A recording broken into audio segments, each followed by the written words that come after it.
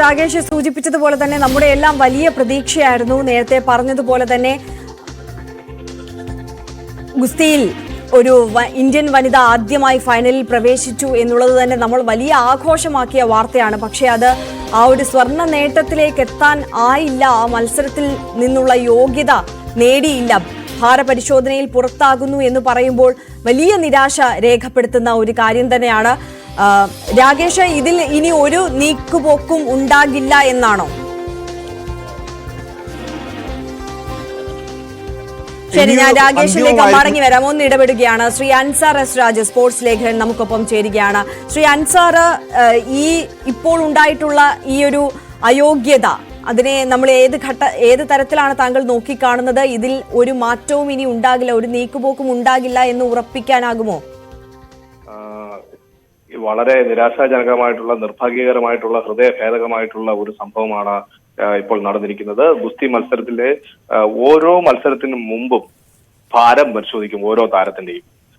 50 kilo വിഭാഗത്തിലാണ് രാവിലെ നമ്മൾ സൂചിപ്പിച്ചതുപോലെ 53 കിലോ വിഭാഗത്തിൽ മത്സരിച്ചു കൊണ്ടിരുന്ന വിനേഷ് ഫോഗാട്ട് ഈ ഒളിമ്പിക്സിൽ ആ വിഭാഗത്തിൽ മറ്റൊരു ഇന്ത്യൻ താരം യോഗ്യത നേടിയത് കൊണ്ടാണ് ഇത്തവണ 50 കിലോ വിഭാഗത്തിൽ മത്സരിക്കുന്നത്. അപ്പോൾ മത്സരത്തിന് തൊട്ട് മുമ്പ്, എല്ലാ മത്സരങ്ങളുടെയും മുമ്പ്, ഓരോ ബൗട്ടിന് മുമ്പ്, ഇന്നലെ ആദ്യം പ്രീ ക്വാർട്ടറിൽ ഇറങ്ങിയപ്പോഴും പിന്നീട് ക്വാർട്ടറിൽ ഇറങ്ങിയപ്പോഴും അത് കഴിഞ്ഞ് സെമി ഫൈനലിൽ ഇറങ്ങിയപ്പോഴും ഭാരം പരിശോധിച്ച് 50 കിലോ എന്ന് പറയുന്ന കാറ്റഗറിയിൽ നിന്ന് തന്നെ അതിന്റെ പരിധിക്കകത്ത് തന്നെയാണ് എന്ന് ഉറപ്പിച്ചതിന് ശേഷം മാത്രമേ ഗോദയിലേക്ക് താരങ്ങളെ ഇറക്കാറുള്ളൂ.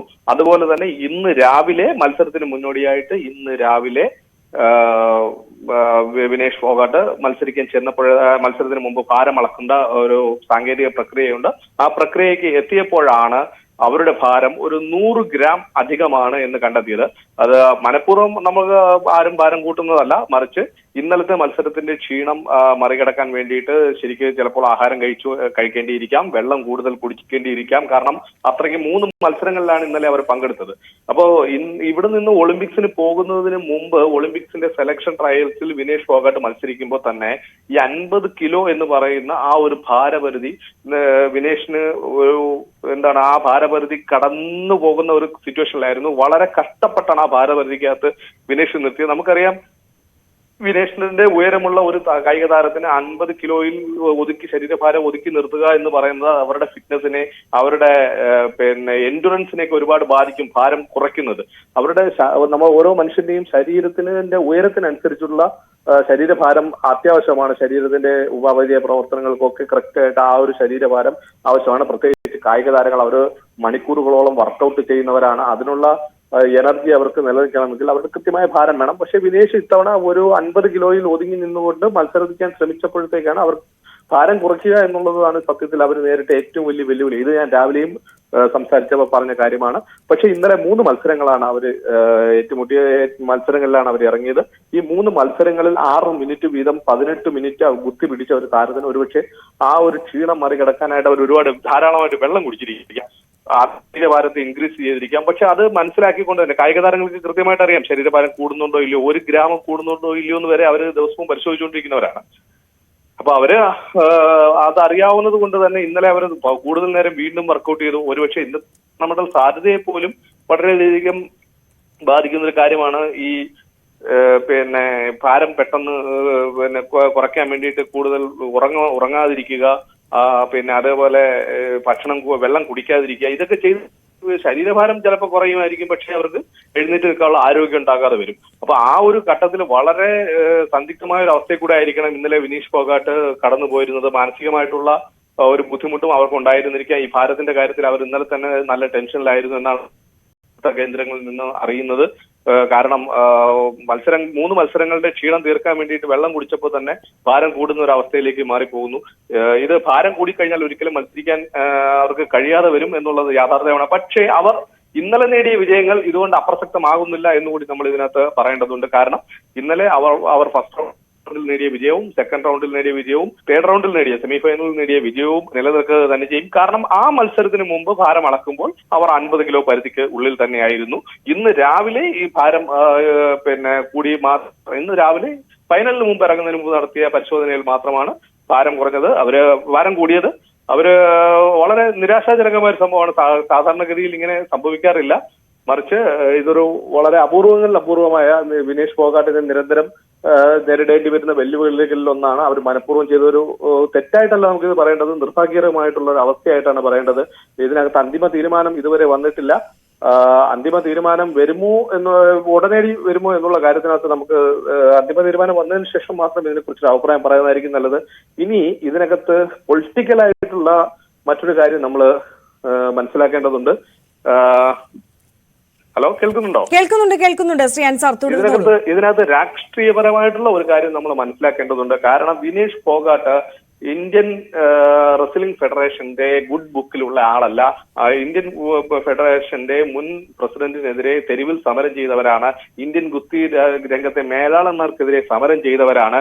അവരിൽ പലർക്കും ഇത്തവണ ഇലക്ഷനിൽ മത്സരിക്കാൻ പോലും കഴിയാതെ വന്നത് ഈ വിനേഷ് ഫോഗാട്ട് ഉൾപ്പെടെയുള്ള താരങ്ങളുടെ സമരം കൊണ്ടാണ്. അപ്പോ അവരുടെ തന്നെ ആർക്കെതിരെയാണോ വിനേഷ് ഫോഗാട്ടൊക്കെ സമരം ചെയ്തത് അവരുടെ തന്നെ ബിനാമികളാണ് ഇന്ത്യൻ റെസ്ലിംഗ് അസോസിയേഷനിൽ ഇപ്പോഴും അള്ളിപ്പിടിച്ചിരിക്കുന്നത്, അല്ലെങ്കിൽ ബിനാമികളെ വെച്ചാണ് അവർ നടത്തുന്നത്.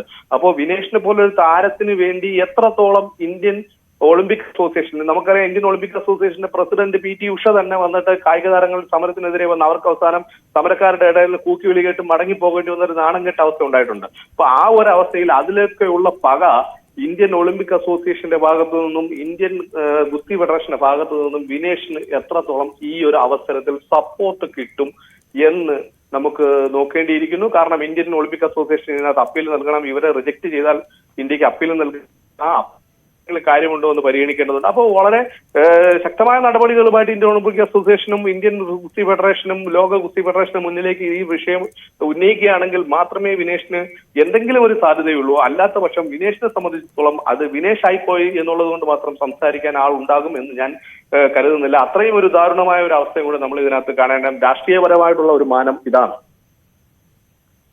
അതെ, തീർച്ചയായും അൻസാർ. അതായത് നമ്മൾ പറഞ്ഞു വരുമ്പോൾ നേരത്തെ സൂചിപ്പിച്ചതുപോലെ തന്നെ നമ്മളെ എല്ലാം സംബന്ധിച്ച് ഏറെ നിരാശാജനകമായ ഒരു കാര്യം തന്നെയാണ്. മനഃപൂർവ്വം അല്ലെങ്കിൽ പോലും ഇത്തരത്തിലുള്ള ചെറിയ കാര്യങ്ങൾ പോലും എത്രത്തോളം പ്രത്യാഘാതങ്ങളാണ് ഇത്തരം മത്സരങ്ങളിലൊക്കെ കായിക താരങ്ങൾക്ക് സൃഷ്ടിക്കുന്നത് എന്നുള്ളത് നമ്മൾ ഇതിലൂടെ കാണുകയാണ്. വിനേഷ് ഫോഗട്ടിനെ സംബന്ധിച്ച് നോക്കുമ്പോൾ മുൻകാലങ്ങൾ പരിശോധിക്കുകയാണെങ്കിലും ഇത്തരത്തിലുള്ള നിർഭാഗ്യങ്ങൾ നിരന്തരം അവരെ വേട്ടയാടിയിരുന്നു എന്നുള്ളത് കൂടി നമ്മൾ ഇവിടെ ഓർക്കണം, അല്ലേ? അതെ, തീർച്ചയായും. ഒരു ഒളിമ്പിക്സിൽ പോലും ഈ മെഡൽ നേടാൻ കഴിയാതെ വന്നു എന്നുള്ളതാണ് അവരെ സംബന്ധിച്ച് ഏറ്റവും വലിയ സങ്കടം. കാരണം 2016 മെഡൽ പ്രതീക്ഷയോടെ പോകുന്നു, ഏഷ്യൻ ഗെയിംസിൽ ചാമ്പ്യൻ ആയതിനു ശേഷം പോകുന്നു, 2018 കോമൺവെൽത്ത് ഗെയിംസിൽ ചാമ്പ്യൻ ആവുന്നു. പക്ഷേ ഒളിമ്പിക്സിലേക്ക് എത്തുമ്പോൾ വിനേഷ് ഫോഗാട്ടിന്റെ നിർഭാഗ്യങ്ങളെ അവരെ തേടിയെത്തുകയാണ്. പരിക്ക് കാരണം മത്സരത്തിന്റെ പകുതി വഴിയിൽ ഗുസ്തി തുടരാൻ കഴിയാതെ കളിക്കളത്തിൽ വീണു പോകുന്ന അവസ്ഥ ഒളിമ്പിക്സ് പോലൊരു മത്സരത്തിൽ ഉണ്ടാവുന്നത്. അതിനുശേഷം അവര് പിന്നീട് വീണ്ടും തിരിച്ചുവരവിന് ശ്രമിക്കുമ്പോൾ അപ്പോഴും ഒന്നാമത്തെ റൗണ്ടിൽ തന്നെ ആദ്യത്തെ മത്സരങ്ങളിൽ തന്നെ പുറത്തു പോകേണ്ടി വരുന്നത്.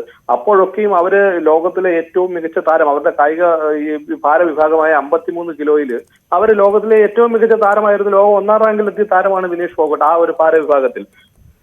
ഒരു ഭാരവിഭാഗത്തിൽ അവർക്ക് ഒളിമ്പിക്സിൽ നിന്ന് എപ്പോഴും തിരിച്ചടികളാണ് നേരിട്ടത്. അതിനുശേഷം ഭാരം മാറി തിരിച്ച് മറ്റൊരു അവസരത്തിന് വേണ്ടിയിട്ട് വരുമ്പോൾ അവരെ കിലോഗ്രാം വിഭാഗത്തിൽ സത്യത്തിൽ വിനേഷ് ഫോഗട്ട് ആരും കൽപ്പിച്ചിരുന്നില്ല.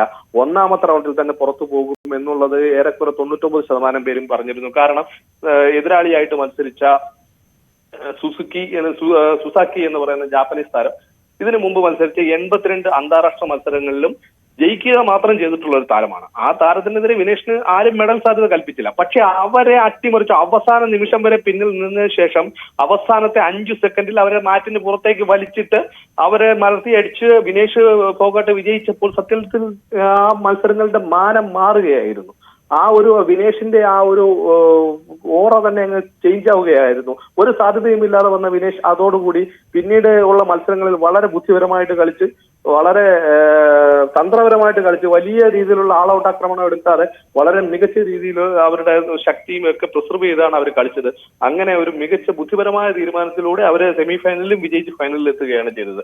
ആ ഒരു താരത്തിന് പിറ്റേന്ന് രാവിലെ മുമ്പ് ഭാരം എടുക്കാൻ പോകുമ്പോൾ 100 ഗ്രാം അധികമാവുക. 100 ഗ്രാം എന്ന് പറയുന്നത് എന്താണ്, ഒരു മനുഷ്യരെ സംബന്ധിച്ചിടത്തോളം ഒരു തൂക്കമേ അല്ല. പക്ഷെ ആ ഒരു 100 ഗ്രാം പോലും വിലപ്പെട്ട ഒരു ഒളിമ്പിക് സ്വർണം, അതിനെ എങ്ങനെ വാക്കുകൾ കൊണ്ട് വിശേഷിപ്പിക്കണമെന്ന് അറിയാൻ വയ്യ. അവരുടെ ജീവിതത്തിൽ പിന്നെ സത്യത്തിൽ ഞാനിപ്പോ ഓർത്തു പോകുന്നത് ഓസ്ട്രേലിയൻ ഹോക്കി ടീമിലെ ഒരു കളിക്കാരന്റെ കാര്യമാണ്. അദ്ദേഹം ഈ ഒളിമ്പിക്സിന് മത്സരിക്കാൻ വരുമ്പോൾ അദ്ദേഹത്തിന്റെ കൈക്കൊരു പരിക്കേറ്റിരുന്നു, ഒരു വിരലിന് പരിക്കേറ്റിരുന്നു. അദ്ദേഹം പക്ഷേ ആ വിരലിന് പരിക്കേറ്റ വിരലുമായിട്ട് ഹോക്കി കളിക്കാൻ കഴിയില്ല എന്ന് പറഞ്ഞപ്പോൾ അദ്ദേഹം ചെയ്തത് വിരലിന്റെ ആ അറ്റം, ആ അഗ്രം ഓപ്പറേറ്റ് ചെയ്ത് കളഞ്ഞിട്ട് അദ്ദേഹം ഒളിമ്പിക്സിന് വേണ്ടിയിട്ട് വരികയായിരുന്നു. അങ്ങനെ ശരീരം പോലും ത്യജിക്കാൻ തയ്യാറാവുന്ന കായിക താരങ്ങൾക്കിടയിലാണ് ഒരു അല്പ ശരീരഭാരത്തിന്റെ പേരിൽ വിനേഷിന് അവര് ഏറ്റവും കൂടുതൽ അർഹിച്ചിരുന്ന ഒരു സ്വർണം, ആ ഒരു സ്വർണം നഷ്ടമാകുന്നത് വളരെ ഇന്ത്യൻ കായിക രംഗത്ത് തന്നെ ഏറ്റവും സങ്കടകരമായ ഒരു കാര്യമാണ്. നഷ്ടനായികയെന്നോ നിർഭാഗ്യ നായികയെന്നോ ഒക്കെ വിനേഷിനെ വിളിക്കേണ്ടി വരുന്ന, ചരിത്ര നായികയായിട്ട് വാഴ്ത്തപ്പെടേണ്ട ദിവസം തന്നെ നഷ്ടനായികയായിട്ട് മാറേണ്ടി വരുന്ന ഒരു വലിയ സങ്കടകരമായ ഒരു അവസ്ഥയാണ് വിനേഷിനെ സംബന്ധിച്ചിടത്തോളം ഇന്നുണ്ടായിരിക്കുന്നത്. വിനേഷിനെ സംബന്ധിച്ചിടത്തോളം അല്ല, ഓരോ ഇന്ത്യക്കാരനെ സംബന്ധിച്ചിടത്തോളം. കാരണം ഒരു ഇന്ത്യൻ താരത്തിനെ സംബന്ധിച്ചിടത്തോളം ഇത്രയും അടുത്തെത്തിയിട്ട്, സാധാരണ നമ്മൾ കപ്പിനും ചുണ്ടിനും ഇടയ്ക്കൊക്കെ എത്തിയിട്ട് എന്ന് പറയും, വിനേഷിനെ സംബന്ധിച്ചിടത്തോളം അതിലൊക്കെ അപ്പുറത്ത് അവർ ആ മെഡൽ ഉറച്ചു കഴിഞ്ഞിരുന്നു. ഇനിയിപ്പോ ഫൈനലി നമ്മൾ വിനേഷ് മെഡൽ ഉറച്ചു കഴിഞ്ഞിരുന്നു. ഈ ഒരു ഒളിമ്പിക്സിൽ ഇപ്പോൾ സംഭവിക്കാൻ സാധ്യത എന്ന് പറയുന്നത് സ്വർണം അമേരിക്കൻ താരം സാറാൻ അവരാണ് ഇവരോട് വിനേഷുമായിട്ട് ഫൈനലി മത്സരിക്കേണ്ടിയിരുന്നത്. സ്വർണം അവർക്ക് നൽകും. വെള്ളിക്ക് ഈ ഒളിമ്പിക്സിൽ അവകാശി ഉണ്ടാവില്ല എന്നുള്ളതാണ് സാധാരണഗതിയിൽ ഇങ്ങനെയുള്ള സംഭവങ്ങളിൽ ഈ ഒരു തീരുമാനത്തിൽ അന്താരാഷ്ട്ര ഫെഡറേഷനും ഒളിമ്പിക് ഇന്റർനാഷണൽ ഒളിമ്പിക് കമ്മിറ്റിയും ഉറച്ചു നിന്നാൽ, അവരുടെ നിയമത്തിനകത്ത് നിന്ന് ഉറച്ചു നിന്ന് കഴിഞ്ഞാൽ ഇതിനകത്ത് ഉണ്ടാകുന്നത് ഒരുപക്ഷെ ഇന്ത്യ ഒരു അപ്പീൽ നൽകിയാൽ ഒരു അവസരം കൂടി അവർക്ക് ഭാരം തൂക്കി നോക്കാൻ ഒരു അവസരം കൂടി കൊടുത്താൽ ഒരുപക്ഷെ അവർ മത്സരിച്ചിരിക്കും. പക്ഷെ അത് സാധാരണഗതി ഒളിമ്പിക്സ് എന്ന് പറയുന്നത് നമുക്ക് അഡ്ജസ്റ്റ്മെന്റുകൾക്കൊന്നും വഴിയില്ലാത്തതാണ്. നിയമത്തിന്റെ വഴിയിൽ തന്നെ പോകാറുള്ളൂ. ഇതുപോലെയുള്ള മാനുഷികമായിട്ടുള്ള വികാരങ്ങൾക്ക് കായിക രംഗത്ത് നിയമത്തിന് മുമ്പിൽ, കായിക നിയമങ്ങൾക്ക് മുമ്പിൽ വലിയ സ്ഥാനം ഉണ്ടാകാറില്ല. അത് അങ്ങനെ ഒളിമ്പിക്സിൽ അങ്ങനെ ഒരു പതിവും ഇല്ല. അതുകൊണ്ട് തന്നെ ഇത് ഭാരം ഇന്ന് രാവിലെ അളന്നപ്പോൾ കൂടുതലാണെങ്കിൽ വിനേഷിന് ഇന്ന് മത്സരിക്കാൻ കഴിയാതെ തന്നെ വരും എന്നുള്ളതാണ് ഇതിന്റെ ഏറ്റവും ദാരുണമായ അവസ്ഥ. പക്ഷേ അത് എത്രത്തോളം വിനേഷിന് വേണ്ടി നമ്മൾ സംസാരിക്കും, എത്രത്തോളം നമ്മൾ നൽകുന്ന അപ്പീലിൽ അങ്ങനെ ഒരു തീരുമാനം അവിടുന്ന് വന്നാൽ അതിന് എത്രത്തോളം അപ്പീലിൽ നമുക്ക് എന്തെല്ലാം പോയിന്റുകൾ ആഡ് ചെയ്യാനുണ്ട്, അത് അവരുടേതല്ലാത്ത സമ്മർദ്ദം കൊണ്ടാണോ, മറിച്ച് മത്സര സാഹചര്യങ്ങളുടെ കുഴപ്പം കൊണ്ടാണോ, ഭാരം തൂക്കിയതിലെ കുറവ് കൊണ്ട് ഒന്നുകൂടെ തൂക്കണം എന്ന് വേണമെങ്കിൽ ആവശ്യപ്പെടാം. ആ ഒരു തൂക്കത്തിനകത്ത് നമ്മൾ അകത്ത് നിൽക്കുകയാണെന്നുണ്ടെങ്കിൽ നമുക്ക് കയറാം. അങ്ങനെയൊക്കെ വാദിക്കാൻ പല സാഹചര്യങ്ങളും ഉണ്ട്. പക്ഷെ അത് ഒളിമ്പിക്സ് പോലൊരു വേദിയിൽ അത് എത്രത്തോളം എന്ന് അറിയാൻ കഴിയില്ല. കാരണം വളരെ കുറ്റമറ്റ രീതിയിലുള്ള ഉപകരണങ്ങൾ ഉപയോഗിച്ചിട്ടാണ് സമയവും ദൂരവും. നമുക്കറിയാം സെക്കൻഡിന്റെ 5000 അംശത്തിന് ഒരാൾ 100 മീറ്ററിൽ ഓടി വിജയിച്ച ഒളിമ്പിക്സ് ആണിത്. അപ്പം സാങ്കേതികമായിട്ട് അവർ പലപ്പോഴും വളരെയധികം മുന്നോട്ടാണ് ചെയ്തിരിക്കുന്നത്. ഒരു അപ്പീല്, കളിക്കാരന്റെ വൈകാരികമായിട്ടുള്ള ഒരു അപ്പീലിന് പലപ്പോഴും വിജയിക്കണമെന്നില്ല. എങ്കിൽ പോലും നമുക്ക് ശ്രമിച്ചു നോക്കാം. ഇപ്പൊ ഇന്ത്യൻ അസോസിയേഷനൊക്കെ പാരീസിൽ ഇതിനു വേണ്ടിയിട്ട് ഇന്ത്യൻ ഒളിമ്പിക് ഭാരവാഹികളും ഇന്ത്യൻ റെസ്ലിംഗിന്റെ ഭാരവാഹികളും ഒക്കെ വിനേഷിന് വേണ്ടി അപ്പീൽ നൽകുമായിരിക്കാം എന്ന് നമുക്ക് പ്രതീക്ഷിക്കാം. അത്ഭുതങ്ങൾ സംഭവിക്കാം. എന്തായാലും അങ്ങനെ ഉണ്ടാകട്ടെ എന്ന് നമ്മളും പ്രതീക്ഷിക്കുകയാണ്. ശ്രീ അൻസാർ, ഒരു സംശയം കൂടി. അതായത് ഇപ്പോൾ ഇന്ന് ഫൈനലിൽ മത്സരിക്കുകയാണെങ്കിൽ സ്വർണം തന്നെയാണ് നമ്മുടെ ലക്ഷ്യമെങ്കിലും വെള്ളിയെങ്കിലും ലഭിക്കുമെന്നുള്ള പ്രതീക്ഷയുണ്ടായിരുന്നു. ഇനിയിപ്പോൾ ഈ വെള്ളി മെഡൽ ആർക്കും ലഭിക്കാതെ പോകുന്ന ഒരു സാഹചര്യമാണോ? എന്താണ് അക്കാര്യത്തിൽ ഉണ്ടാകാൻ പോകുന്നത്? തീർച്ചയായും നിയമം അനുസരിച്ചിട്ടാണെങ്കിൽ ഫൈനലിലേക്ക് മത്സരിക്കുന്ന താരം എന്തെങ്കിലും കാരണവശാൽ ഫൈനലിന് അപ്പിയർ ചെയ്തില്ല എന്നുണ്ടെങ്കിൽ ആ താരത്തിന്റെ വെള്ളി മെഡൽ അവിടെ റദ്ദാക്കുകയും ഫൈനലിൽ പങ്കെടുക്കാൻ എത്തിയ താരത്തിന്, അതായത് എതിരാളി ആലോചിക്കുന്ന താരത്തിന് സ്വർണം അനുവദിക്കുകയുമാണ് ചെയ്യുന്നത്. അല്ലാതെ വെള്ളി മറ്റൊരാൾക്ക് വേണ്ടിയിട്ട് കൊടുക്കില്ല. കാരണം ഇന്നലെ വരെയുള്ള മത്സരങ്ങളിൽ വിനേഷ് നിയമത്തിനകത്തു നിന്നുകൊണ്ട് തന്നെ നിയമവിധേയമായി തന്നെയാണ് ഇന്നലെ വരെ സെമിയിൽ ജയിച്ചതും. അപ്പോ സെമിയിൽ തോറ്റവർക്ക് റപ്പഷാഗി റൗണ്ടിലൂടെ വന്ന് വരുന്നവരുമായിട്ട് വെങ്കല മെഡലിന് വേണ്ടിയിട്ടുള്ളതിൽ മത്സരിക്കാൻ പറ്റുമായിരുന്നു. അപ്പം അവർക്ക് രണ്ടുപേർക്കും 2 വെങ്കലങ്ങൾ ലഭിക്കും. 2 താരങ്ങൾക്ക്, സെമി ഫൈനലിൽ തോക്കുന്ന 2 താരങ്ങൾക്കും വെങ്കല മെഡലിന് വേണ്ടിയിട്ടുള്ള പോരാട്ടങ്ങളുണ്ട്. അവർക്ക് വെങ്കല മെഡലുകൾ ലഭിക്കും. വെള്ളി മെഡലിന് അവകാശമില്ലാതെ പോകും. അവകാശമില്ലാത്ത വെള്ളിയാണ് ഇത്തവണ പാരീസിലെ ഗുസ്തിയിൽ ഉണ്ടാവുക എന്നുള്ളതാണ് ഏറ്റവും സങ്കടകരമായ കാര്യം. ആ വെള്ളി അല്ലെങ്കിൽ ആ സ്വർണം തന്നെ നമുക്ക് അവകാശപ്പെട്ടതായിരുന്നു. ഒരുപക്ഷെ ആ വെള്ളിയെങ്കിലും നമുക്ക് കിട്ടേണ്ടതായിരുന്നു.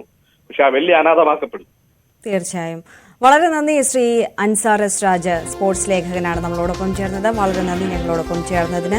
എന്തായാലും ഓരോ ഇന്ത്യക്കാരെ സംബന്ധിച്ച് ഏറെ നിരാശാജനകമായ ഒരു വാർത്തയാണ് നമ്മളെ തേടി എത്തിയിട്ടുള്ളത്. വിനേഷ്